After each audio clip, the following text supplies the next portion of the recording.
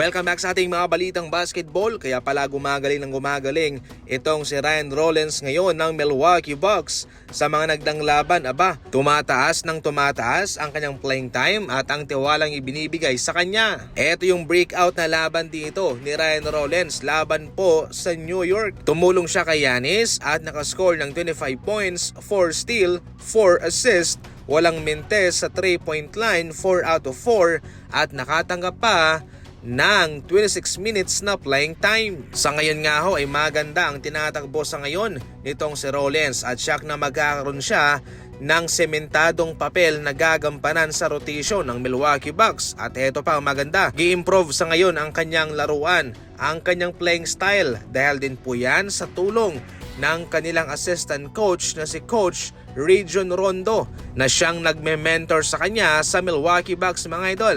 Ayon pa sa impormasyon, matagal nang minimentoran ni Rondo itong si Rollins at meron ding mga pagkakataon na magkasama sila nanunood ng mga laban, mga films para maipakita niya kay Rollins mga idol ang mga dapat gawin, diba? Yung mga tips, yung mga tricks, mga advanced advices. Kahit na nga nagretiro na itong si Rajon Rondo, kitang-kita pa rin naman sa ngayon ang kanyang impact off the court sa mga players na kanyang hinahawakan, especially itong si Rollins.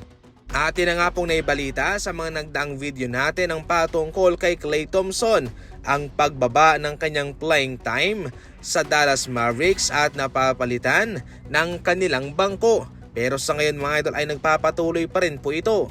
Sa kanilang huling laban, nagkaroon po siya ng 8 points at ngayon, bago lang to, laban sa Indiana Pacers, 5 puntos po siya.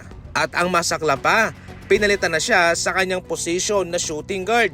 Tinanggal na siya mga idol ni Coach Jason Kidd sa kanyang orihinal na posisyon. Siya ay inilipat bilang small forward, ang posisyon na hindi naman niya talaga nilalaro sa Golden State Warriors. Ibig sabihin nito ay hindi na siya effective bilang shooting guard kaya siya ay napapalitan. At ang pumalit sa kanya bilang shooting guard ay si Max Christie na sa mga nagdaang laban, iyon po ang nakakatanggap ng mas mataas na exposure kumpara sa kanya. Ikaw, ano ang komento mo patungkol kay Klay Thompson? Pagod lang ba si Klay? Ano kaya ang nangyayari sa kanya?